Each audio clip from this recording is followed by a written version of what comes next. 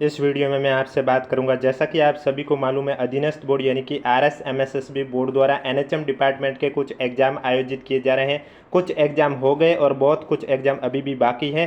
तो आज की वीडियो में मैं आपसे बात करने जा रहा हूं कल जो इवनिंग शिफ्ट में NHM एग्जाम आयोजित हुआ था, अकाउंट असिस्टेंट का एग्जाम, तो उसमें पूछे गए प्रश्नों के बारे में चर्चा करूंगा। वीडियो पसंद आए तो वीडियो को लाइक कीजिए, चैनल जरूर सब्सक्राइब कीजिए, क्योंकि आगे भी जैसे जैसे NHM के एग्जाम होते रहेंगे उनके पेपर का एनालिसिस आपको इस यूट्यूब चैनल पर मिलता रहेगा। और पेपर की PDF के लिए अगर अभी तक आपने हमारा टेलीग्राम चैनल ज्वाइन नहीं किया है तो लिंक नीचे डिस्क्रिप्शन में दिया हुआ, आप जाके ज्वाइन कर सकते हो। जैसा कि आपने देखा होगा 3 एग्जाम के पेपर एनालिसिस में आपको ऑलरेडी करवा चुका हूं, और आज मैं आपको चौथा एग्जाम यानी कि अकाउंट असिस्टेंट जो कल इवनिंग में एग्जाम आयोजित हुआ था उसके पेपर के बारे में चर्चा करने जा रहा हूं। और आज आप सभी को मालूम है एक ही पेपर है, फिजियोथेरेपिस्ट असिस्टेंट का एग्जाम। आज 2 पेपर नहीं है, आज एक ही पेपर है, कल वापस से फिर पेपर होंगे। तो जैसे जैसे NHM एग्जाम आयोजित होते रहेंगे उस हिसाब से आपको पेपर का एनालिसिस इस यूट्यूब चैनल पर मिलता रहेगा। इसलिए अगर अभी तक आपने चैनल सब्सक्राइब नहीं किया तो चैनल जरूर सब्सक्राइब करें, नोटिफिकेशन भी ऑन रखें। और ये PDF इस पेपर की आपको हमारे टेलीग्राम चैनल पर देखने को मिलेगी, जिसका लिंक नीचे डिस्क्रिप्शन में दिया हुआ है। तो चलिए वीडियो स्टार्ट करते हैं। वीडियो स्टार्ट करने से पहले एक बार वीडियो को लाइक कर लीजिए,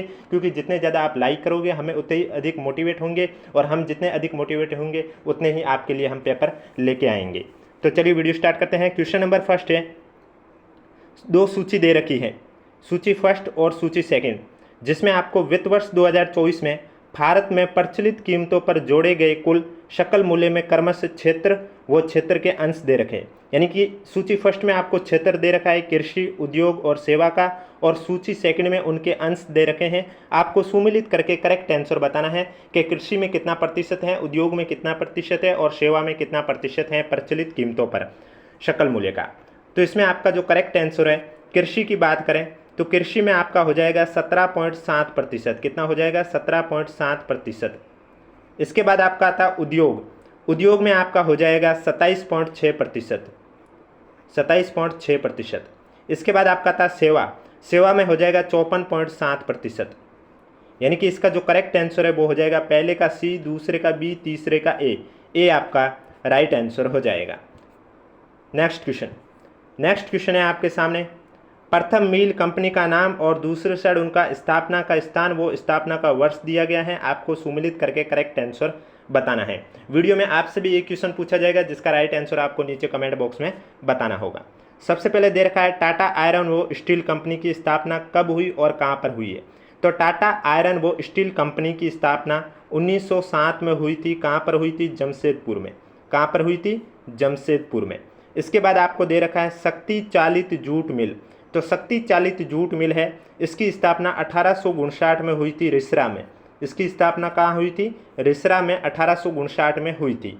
इसके बाद दे रखा है कपास मिल, कपास मिल की स्थापना कोलकाता में 1818 में हुई थी। कब हुई थी? 1818 में। उसके बाद ये है वो जो बंद कर दी गई है। तो इसमें जो आपका करेक्ट आंसर है वो हो जाएगा C, B और A, यानी कि C आपका करेक्ट आंसर हो जाएगा। वीडियो पसंद आ रहा है तो एक बार वीडियो को लाइक कर लीजिए, चैनल भी जरूर सब्सक्राइब कर लीजिए, क्योंकि आगे और भी NHM के एग्जाम आयोजित होने हैं तो उनके भी पेपर के एनालिसिस आपको इस यूट्यूब चैनल पर मिलते रहेंगे।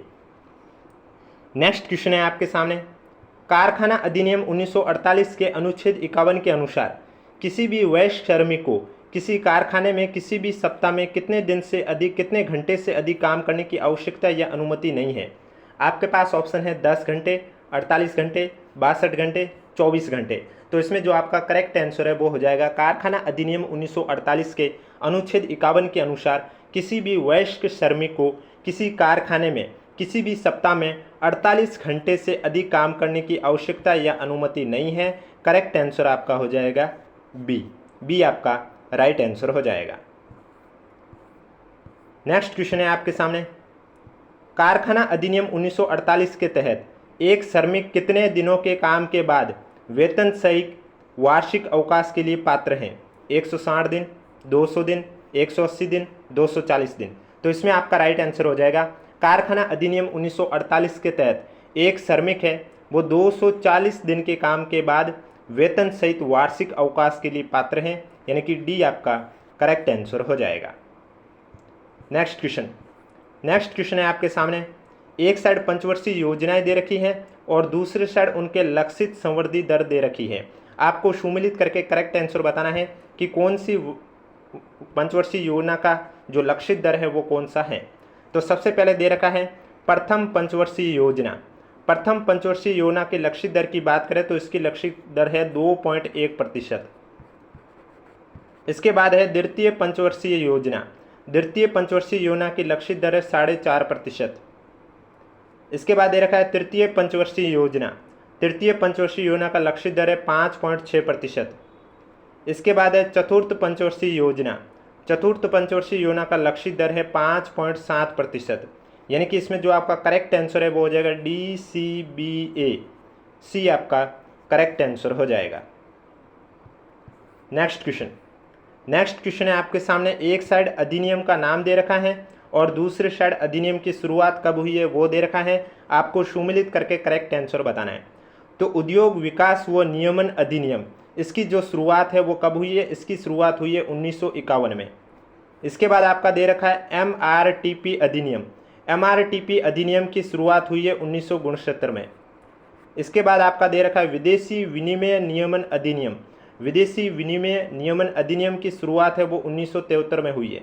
यानी कि जो करेक्ट आंसर है वो BAC आपका हो जाएगा, सी आपका राइट आंसर हो जाएगा।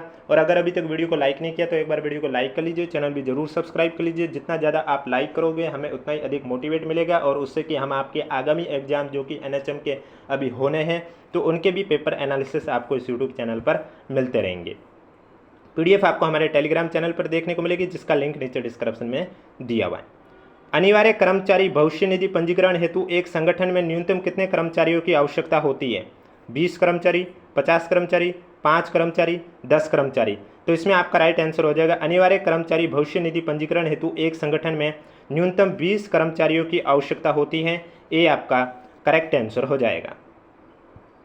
नेक्स्ट क्वेश्चन है आपके सामने, कंप्यूटर का क्वेश्चन आपसे पूछा गया है कि कौन सा हैकर सिस्टम में सुरक्षा दोषों को खोजने व सुधारने में मदद करता है? स्क्रिप्ट किडी, white hat hacker, black hat hacker, grey hat hacker. तो इसमें आपका राइट आंसर हो जाएगा व्हाइट हैट हैकर है, जो कि सुरक्षा दोष हैकर सिस्टम में सुरक्षा दोषों को खोजने और सुधारने में मदद करता है। यानी कि बी आपका करेक्ट आंसर हो जाएगा। नेक्स्ट क्वेश्चन है, कंप्यूटर सिस्टम के संदर्भ में इनपुट शब्द से क्या तात्पर्य है? डेटा जो मेमोरी में स्टोर होता है, डेटा जो बाहरी डिवाइस से स्वीकार किया जाता है, डेटा जो CPU द्वारा प्रोसेस किया जाता है, डेटा जो आउटपुट के रूप में प्रदर्शित होता है।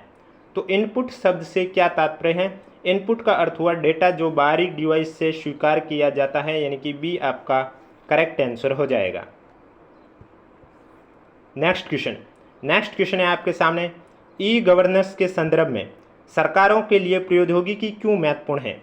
आपके पास ऑप्शन है नागरिकों के साथ सरकारी संपर्कों को सीमित करने के लिए, गवर्नेंस के वित्तीय पहलुओं पर ध्यान केंद्रित करने के लिए, नागरिकों तक पहुंचने और राष्ट्रीय संसाधनों का पूर्ण उपयोग करने के लिए, सभी सरकारी कार्यों को स्वचालित करने के लिए। तो ई गवर्नेंस के संदर्भ में सरकारों के लिए प्रौद्योगिकी क्यों महत्वपूर्ण है? क्योंकि इससे वो नागरिक तक पहुंच सकते हैं और राष्ट्रीय संसाधनों का पूर्ण रूप से उपयोग कर सकते हैं। सी आपका करेक्ट आंसर हो जाएगा। और एक और इम्पोर्टेंट बात आपको कह देता हूं, पांचवें ऑप्शन को लेकर अगर किसी को नहीं समझ में आ रहा तो मैं आपको बता देता हूं, पेपर में नेगेटिव मार्किंग है। आप सभी को मालूम है आपके सभी एग्जाम में नेगेटिव मार्किंग है। तो इस वजह से अगर कोई क्वेश्चन का आंसर आपको नहीं आ रहा है पेपर में तो आप पांचवा ऑप्शन जो अनुत्तरित प्रश्न का ऑप्शन दे रखा है वो फिल कीजिए, क्योंकि पांचवा ऑप्शन फिल करने से ना तो आपके नंबर कटेंगे और न ही आपका रिजल्ट रिजेक्ट होगा। अगर आपने किसी भी क्वेश्चन में आंसर नहीं आ रहा और आपने उसमें गोला नहीं भरा है, ऐसे अगर आपके क्वेश्चन नंबर के 10% से ज़्यादा क्वेश्चन हो गए, यानी कि आपके पेपर में 150 क्वेश्चन आ रहे हैं, इसके 10% हुए 15 क्वेश्चन। अगर आपने पेपर में 15 से ज़्यादा ऐसे क्वेश्चन हैं जिसमें एक भी गोला नहीं भरा है, चाहे वो ए हो, बी हो, सी हो, डी हो या ई, एक भी गोला नहीं भरा है तो आपका रिजल्ट है वो रिजेक्ट हो जाएगा, फिर आपका रिजल्ट भी जारी नहीं होगा। और अगर आपने 10% से कम यानी कि 150 में से 15 से कम ऐसे क्वेश्चन हैं जिसमें एक भी गोला नहीं भरा है, तब आपका पर क्वेश्चन 1/3 के हिसाब से नंबर कटने हैं वो शुरू हो जाएंगे। इसलिए अगर पेपर में आपको कोई क्वेश्चन का आंसर नहीं आ रहा है और उसमें तुक्का नहीं लगाना चाह रहे हैं तो आप ई ऑप्शन भर लीजिए, जिससे ना तो आपके नंबर कटेंगे नहीं आपका रिजल्ट रिजेक्ट होगा। आगे जिनका भी एग्जाम है वो इस बात का महत्वपूर्ण ध्यान दें। नेक्स्ट क्वेश्चन है आपके सामने, कौन सा प्लॉटर बड़े आकार के डिजाइन के लिए सबसे उपयुक्त है जिन्हें निरंतर कागज की आवश्यकता होती है? आपके पास ऑप्शन है thermal, laser, flat bed, roller. तो थर्मल प्लॉटर हैं, ये बड़े आकार के डिजाइन के लिए सबसे उपयुक्त हैं, जिन्हें निरंतर कागज की आवश्यकता होती है। ये आपका करेक्ट आंसर हो जाएगा। नेक्स्ट क्वेश्चन आपके सामने है, कंप्यूटर से क्वेश्चन पूछा गया है, किस संगठन ने विलो नामक क्वांटम कंप्यूटिंग चिप लॉन्च की है? Microsoft, Amazon, Meta, Google. तो इसमें आपका राइट आंसर हो जाएगा, गूगल ने विलो नामक क्वांटम कंप्यूटिंग चिप है वो लॉन्च की है। डी आपका करेक्ट आंसर हो जाएगा। नेक्स्ट क्वेश्चन, आज जाके यानी कि कल सेकंड शिफ्ट में जाके इन्होंने करंट अफेयर का एक क्वेश्चन डाला है। इतने दिन करंट अफेयर के क्वेश्चन देख ही नहीं रहे थे, लेकिन कल से आपके करंट अफेयर के क्वेश्चन भी दिखने शुरू हो गए हैं। यानी कि कल की जो सेकंड शिफ्ट थी आपकी अकाउंट असिस्टेंट का एग्जाम, उसमें करंट अफेयर का एक क्वेश्चन पूछा गया था। क्वेश्चन ये था कि गणतंत्र दिवस 2025 के अवसर पर कुल कितने सशस्त्र बल और केंद्रीय सशस्त्र पुलिस बलों के जवान को वीरता पुरस्कार से सम्मानित किया गया था? आपके पास ऑप्शन है 93, 305, 105, 12।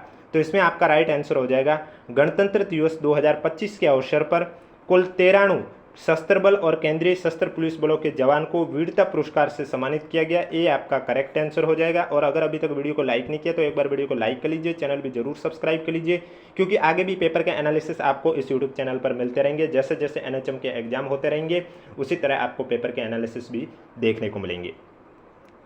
निम्नलिखित में से कौन सा एक नवीनीकृत ऊर्जा के स्रोत का उदाहरण है?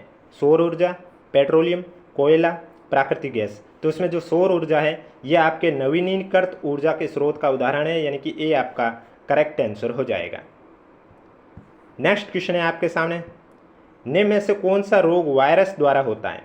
एंथ्रेक्स, एड्स, हेजा, टाइफाइड। तो एड्स रोग है ये आपके वायरस द्वारा होता है। बी आपका करेक्ट आंसर हो जाएगा। नेक्स्ट क्वेश्चन, पंचतंत्र में निम्नलिखित में से कौन सा समास है? अव्ययभाव समास, तत्पुरुष समास, द्वंद्व समास, द्विगु समास। पंचतंत्र यानी कि 5 तंत्रों का समूह, हिंदी के क्वेश्चन आ चुके हैं। तो पंचतंत्र में आपका द्विगु समास होगा, संख्या का उल्लेख होता है जिस समास में, उसमें द्विगु समास होता है। डी आपका करेक्ट आंसर हो जाएगा। नेक्स्ट क्वेश्चन आपसे लोकोक्ति का पूछा है कि हैसियत से बढ़कर बात करना अर्थ को प्रकट करने वाली लोकोक्ति का चयन कीजिए। आपके पास ऑप्शन है, खरबूजे को देख खरबूजा रंग बदलता है, कहीं की ईंट कहीं का रोड़ा, ये मुंह और मसूर की दाल, थका ऊँट सराय ताकता। तो फिर यह मुंह और मसूर की दाल, इसका अर्थ होता है हैसियत से बढ़कर बात करना। सी आपका करेक्ट आंसर हो जाएगा। नेक्स्ट क्वेश्चन विलोम शब्द का पूछा गया है आपके हिंदी में, कि हिंदी में आपके विलोम शब्द से क्वेश्चन आ रहे हैं, पर्यायवाची से आ रहे हैं, वाक्यांश के लिए एक शब्द से आ रहे हैं, शब्द युग्म से भी आ रहे हैं। यानी कि जो टॉपिक बताए गए हैं उनसे ज़्यादातर क्वेश्चन आ ही रहे हैं। विलोम शब्द गुण, घृणा, जड़, तामाशिक है, और दूसरी साइड प्रेम, दोष, सात्विक, चेतन। तो गुण का आपको मालूम है विलोम शब्द होता है दोष। गुण का विलोम शब्द होता है क्या? दोष होता है। इसके बाद आपका दे रखा है घृणा, घृणा का होता है प्रेम, जड़ का होता है चेतन, तामसिक का होता है सात्विक। तो इसका मतलब जो करेक्ट आंसर है वो हो जाएगा दूसरा, पहला, चौथा, तीसरा। ये आपका करेक्ट आंसर हो जाएगा। नेक्स्ट क्वेश्चन है आपके सामने, मुहावरे का अर्थ बताना है। गर्दन झुकना, आपके पास ऑप्शन है मुसीबत पीछे पड़ना, व्यर्थ की धमकी, लज्जित होना, पीछे पड़े रहना। गर्दन झुकना यानी लज्जित होना। सी आपका करेक्ट आंसर हो जाएगा।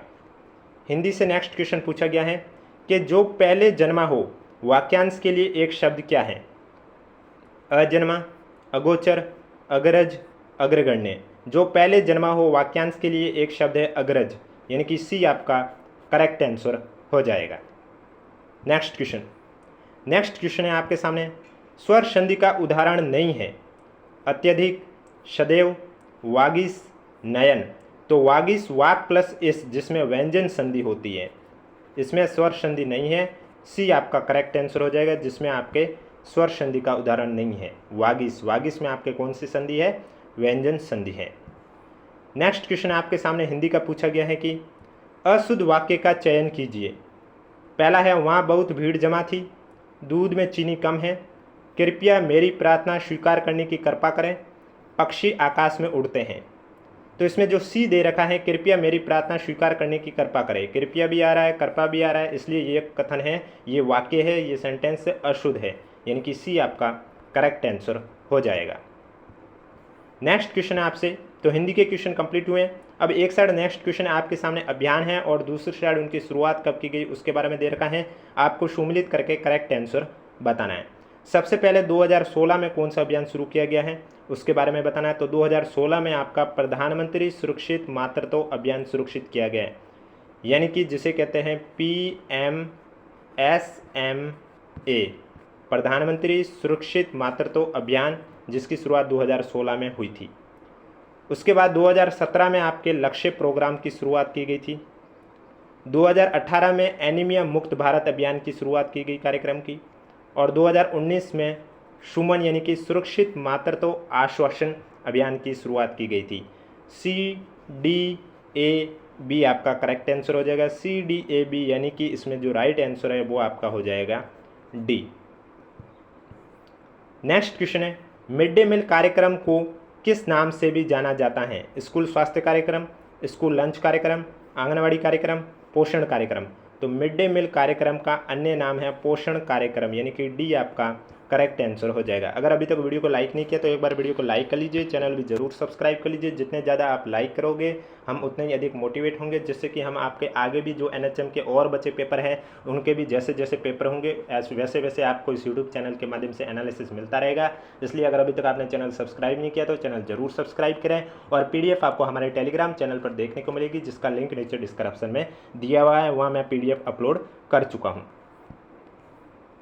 नेक्स्ट क्वेश्चन में एक साइड आपके कार्यक्रम का नाम है और दूसरे साइड किस वर्ष शुरुआत की गई है उसके बारे में दे रखा है, आपको सम्मिलित करके करेक्ट आंसर बताना है। सबसे पहले 1992 का दे रखा है। 1992 में आपके बाल जीवन रक्षा एवं सुरक्षित मातृत्व कार्यक्रम यानी कि CSSM कार्यक्रम की शुरुआत की गई थी। इसके बाद 2005 का दे रखा है, राष्ट्रीय ग्रामीण स्वास्थ्य कार्यक्रम NRHM, इसकी शुरुआत की गई 2005 में। इसके बाद ये रखा है 2013 का। 2013 में आपके राष्ट्रीय स्वास्थ्य मिशन यानी कि NHM की शुरुआत की गई थी। इसके बाद आपका दे रखा है 2014 में भारत नवजात कार्य योजना यानी कि INAP योजना की शुरुआत की गई थी, यानी कि जो करेक्ट आंसर है CADB आपका राइट आंसर हो जाएगा। इसका मतलब डी आपका करेक्ट आंसर हो जाएगा। नेक्स्ट क्वेश्चन, भारत में HIV का प्रथम रोगी कब पाया गया?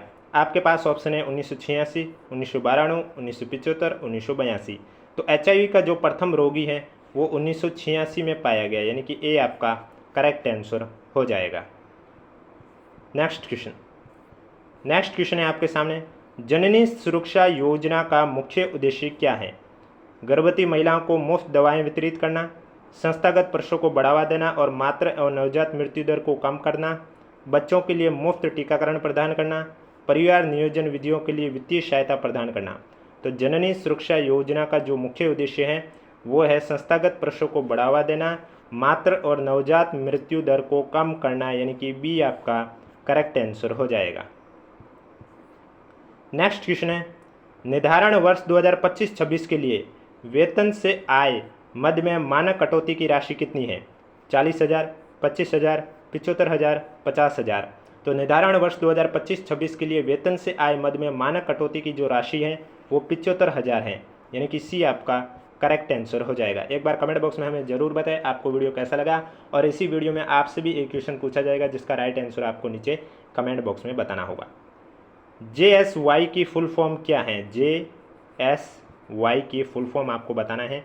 आपके पास ऑप्शन है जननी स्वरोजगार योजना, जननी संपूर्ण योजना, जननी सुरक्षा योजना, जननी स्मृति योजना। तो JSY की फुल फॉर्म है जननी सुरक्षा योजना, यानी कि सी आपका राइट आंसर हो जाएगा। नेक्स्ट क्वेश्चन है आपके सामने, स्वास्थ्य कार्यक्रम और दूसरे साइड साल लिखा हुआ स्तंभ सेकंड में और एक साइड स्वास्थ्य कार्यक्रम है, आपको सम्मिलित करके करेक्ट आंसर बताना है। सबसे पहले दे रखा है CSSM, तो इसमें आपका हो जाएगा 1992। फिर दे रखा है RCH फर्स्ट, इसमें आपका हो जाएगा 1997। फिर दे रखा RCH सेकंड, इसमें आपका हो जाएगा 2013, और राष्ट्रीय स्वास्थ्य मिशन आपका हो जाएगा 2005, यानी कि BACD करेक्ट आंसर हो जाएगा। डी आपका राइट आंसर हो जाएगा। ये क्वेश्चन वापस से आ गया है, अभी थोड़ी देर पहले ही ये क्वेश्चन आपका सुमेलित में आया था। नेक्स्ट क्वेश्चन है, निम्नलिखित में से कंप्यूटर का क्वेश्चन है कि कौन सा एंटीवायरस सॉफ्टवेयर का उदाहरण नहीं है? Avast, Photoshop, Norton, McAfee. तो फोटोशॉप है, ये आपके कोई एंटीवायरस नहीं है, तो इसका मतलब जो करेक्ट आंसर है वो आपका हो जाएगा बी आपका राइट आंसर हो जाएगा। नेक्स्ट क्वेश्चन आपसे पूछा गया था कि निम्नलिखित में से कंप्यूटर की कौन सी सबसे छोटी डेटा की यूनिट है? Nibble, word, bit, byte. तो बिट जो है वो कंप्यूटर की सबसे छोटी डेटा की यूनिट है, सी आपका करेक्ट आंसर हो जाएगा। नेक्स्ट क्वेश्चन है आपके सामने, वर्ड प्रोसेसिंग का क्या अर्थ है? स्प्रेडशीट बनाने की क्षमता, प्रस्तुतियों को बनाने की क्षमता, चित्रों और आरेखों को बनाने की क्षमता, एक वर्ड प्रोसेसर का उपयोग करके दस्तावेज बनाने की क्षमता। तो वर्ड प्रोसेसिंग का जो अर्थ है वो हुआ एक वर्ड प्रोसेसर का उपयोग करके दस्तावेज बनाने की क्षमता, यानी कि डी आपका करेक्ट आंसर हो जाएगा। नेक्स्ट क्वेश्चन है आपके सामने, निम्न में से किस सत्याग्रह के दौरान वल्लभ भाई पटेल को सरदार की उपाधि दी गई थी?